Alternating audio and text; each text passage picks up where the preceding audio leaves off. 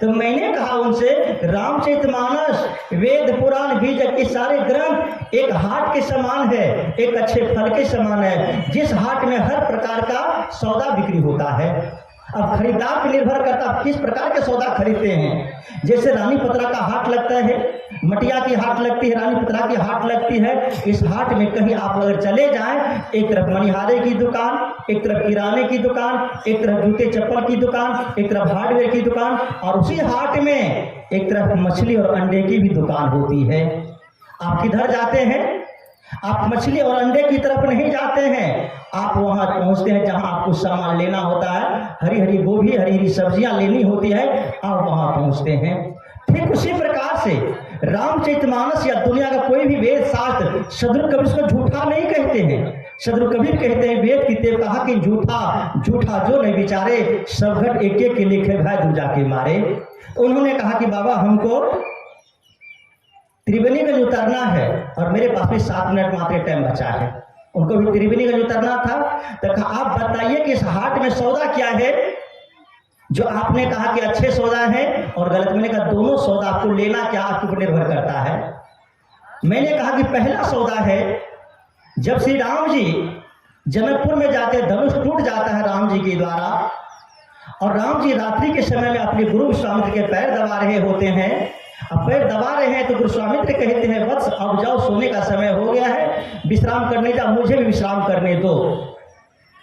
राम जी पैर दबाना छोड़कर थोड़ा साइड हट जाते हैं और फिर रुक जाते हैं। तो विश्वामित्र जी पूछते हैं, कोई बात है वत्स, कुछ कहना चाहते हो? कहा जी गुरुदेव कुछ कहना चाहता हूं। क्या क्या कहना चाहते हो? कहा गुरुदेव हम चारों भाई का जन्म साथ साथ हुआ, पले बढ़े साथ साथ, शिक्षा दीक्षा पाए साथ साथ, गुरुकुल गए साथ साथ, धनुर्विद्या पाए साथ साथ, और कल हमारी शादी हो रही है महाराज जनक की बेटी सीता से, शादी हो जाएगी और तीनों भाई हमारे कुंवारे हैं। इतना ही कहा, विश्वामित्र जी समझ गए और कहा कि जाओ अभी विश्राम को, मैं इस पर चिंतन करता हूं, चर्चा करता हूं। दूसरे दिन विश्वामित्र जी तुरंत बुलावा भेजते हैं महाराज दशरथ को, और महाराज दशरथ आते हैं। शीख ध्वज, कुश ध्वज, मकर ध्वज, और महाराज जनक तो पहले से ही, चारों की क्रमशः बेटियां उर्मिला, सुकृति और मांडवी से तीनों की शादी की चर्चा हो जाती है। यह प्रश्न होता है कि राम जी के मन में अपने भाई के लिए कितना आदर है। बात यही नहीं रुकती है, घटना आगे जो मैं कहने जा रहा हूं वो महत्वपूर्ण है। जब उर्मिला को पता चल जाता है कि लक्ष्मण के साथ मेरी शादी होगी, लक्ष्मण को पता चलता उर्मिला के साथ मेरी शादी होगी, तो लक्ष्मण जी एकांत में उर्मिला को बुलाते हैं और उर्मिला से कहते हैं, उर्मिले हमारी शादी तुम्हारे साथ चर्चा की गई है, लेकिन मेरा निवेदन है तुमसे, तुम शादी के लिए इनकार कर देना, क्योंकि मैं तुम्हारे यहाँ आतिथ्य में हूँ, तुम्हारा मैंने आतिथ्य स्वीकार किया है, मैं मना करूँ ठीक नहीं, तुम मेरे से शादी करके इनकार कर देना। उर्मिला ने कहा मुझ में क्या दोष है, मुझ में क्या खोट है, मैं शादी से मना कर दूं, आपसे मैं शादी ना करूं, या आप मुझसे नहीं करना चाहते हैं, क्यों? तो लक्ष्मण जी ने जो कहा बड़ा महत्वपूर्ण है। वो कहते हैं कि मैंने अपनी माता को भातृ सेवा का वचन दिया है। हे उर्मिला, अगर तुमसे हमारी शादी हो जाती है तो मैं तुम्हारा पति बन जाता हूं, तो भाई की सेवा में जो मेरा जीवन अर्पित है उस सेवा में कहीं ना कहीं बाधा आएगा, समय कमी पड़ेगा। तो उर्मिला कहती है कि मेरे आपकी भी शादी की चर्चा हो चुकी है, आपसे मेरी शादी की चर्चा हो चुकी है, इसलिए मैं दूसरे जगह कहीं शादी नहीं कर सकती। शादी के लिए तो मैंने भी आपको तन मन से अपना पति माना है, लेकिन हे सुमित्रानंदन, अगर आपसे मेरी शादी हो तो आप शादी करें तो मैं आपको वचन देती हूँ कि कभी भी मैं आपके भातृ सेवा में बाधा नहीं बनूंगी, ये मैं आपको वचन देती हूँ। यह रामचरितमानस का एक ऐसा प्रसंग जो कि रामचरितमानस का एक हीरा जो ला करके हमें ये कहता, आज के डेट में जितने सत्संगी भी लोग हैं, पता चले कि बड़ा भाई खेत में काम कर रहा है, छोटा भाई भी खेत में काम कर रहा है, और बड़े भाई का खेत में कुछ ज्यादा काम है, छोटे भाई का बांध बनाना हो गया, पानी पटाना हो गया, या क्यारी बट बनाना हो गया, यूरिया छिटना हो गया, और चला गया वो बड़े भाई की मदद करने के लिए। घर में पता चल गया छोटी महारानी को कि समय तो 3 बजे काम समाप्त हो गया था, 6 बजे क्यों पहुंचे, तो पता चला कि बड़े भाई का खेत में काम करने चला गया। ईमानदार से बोलिए घर की हालत क्या होगी। परमोहा, परलवरा, अपने ठिकाना दूसरे के पीछे लगने वाला। क्या ये लोग रामचरितमानस के अनुयायी हो सकते हैं? ये लोग राम को मानने वाले हैं क्या? मैंने कहा मास्टर साहब, रामचरितमानस का सच्चा अनुयायी होने का मतलब है जो राम जी का आदर्श हमारे जीवन में है, उस आदर्श को अपने जीवन में जो उसमें अच्छाई उसको ले लें। अगर कहीं भूल से राम जी के माध्यम से या लेखकों के माध्यम से, प्रक्षेपियों के माध्यम से अगर कुछ त्रुटियां हैं उनमें, हम त्रुटियों का बहिष्कार जरूर करें, उन त्रुटियों को नहीं लें। अगर हम उन त्रुटियों को लेते हैं हमारे जीवन में झंझावातें आएगी। गाड़ी बढ़ी जदिया, फिर उन्होंने पूछा साहब जी हमको अब तो यहाँ से गाड़ी खुल चुकी है, आपको पहुंचना। आपने कहा हीरा मोती तो देख लिया मैंने, ये वास्तव में अनुकरणीय है। तो मैं कितने रामपंथी लोग हैं जो अपने भाई के लिए ऐसा आदर रखता है, कितनी ऐसी स्त्रियां हैं जो अपने भैंसुर के लिए ऐसा आदर रखती है। केवल राम राम कहना राम का सम्मान नहीं है। कि संत ने कितना सुंदर कहा है, सच्चा पाठ तभी होगा जब जीवन धर्म परायण हो, श्वास श्वास धड़कन धड़कन से जुड़ी हुई रामायण हो। पर की पीड़ा में मोम सा जलना है साधना, पाना नहीं जीवन को बदलना है साधना। धुएं सा जीवन मौत है, जलना है साधना। तो कहा इसका जो निगेटिव वो दिखा दीजिए। तो मैंने कहा ये दोनों चीजें, सेब है, आम है, छिलका भी है, रस भी है और गुठली भी है। हम जो आम खरीद के लाते हैं खाते क्या है, रस लेते हैं और छिलका और गुठली को फेंक देते हैं। निगेटिव क्या है? श्री राम से सीता ने कहा कि मुझे मिर्गा चाहिए, तो राम को समझाना चाहिए सीते किसी की हत्या पाप है, किसी का मारना पाप है, और मिर्गा के पीछे, कन्या के कहने पर मिर्गा के पीछे दौड़ना ये राम का निगेटिव है, ये हमें नहीं लेना चाहिए। इसलिए सदगुरु कबीर ने कहा साधु ऐसा चाहिए जैसा शुभ शुभ है, साथ साथ को गहरे थोथा दे उड़ाए।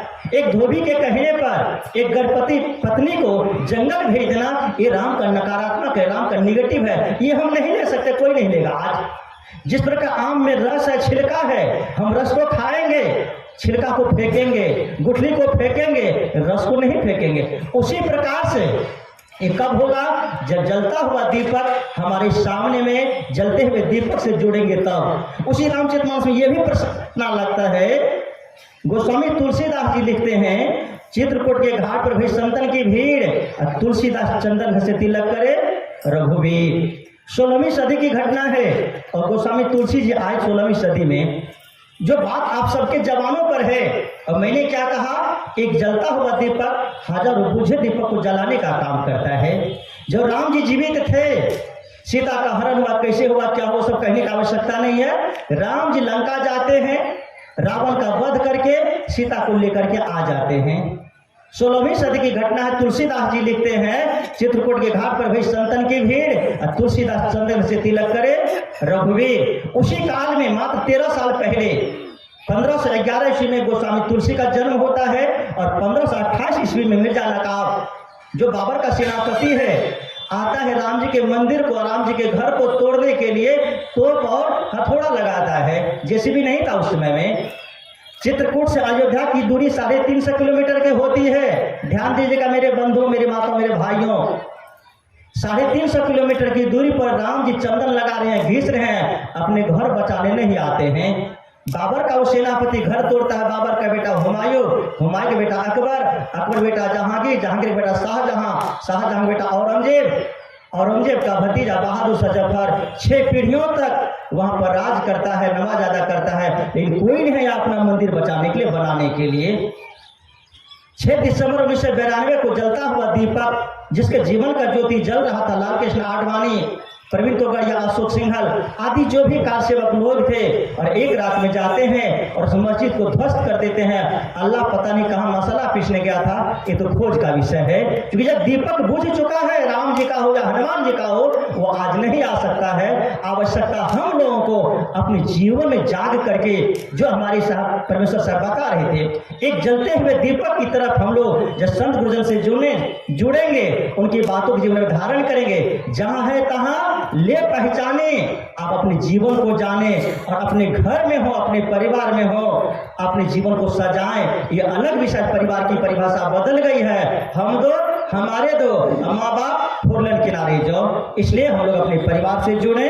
परिवार का फुल फॉर्म होता है जिसका तो family, F for father, A for and, M for mother, I for I, L for love, Y for you. Father and mother I love you.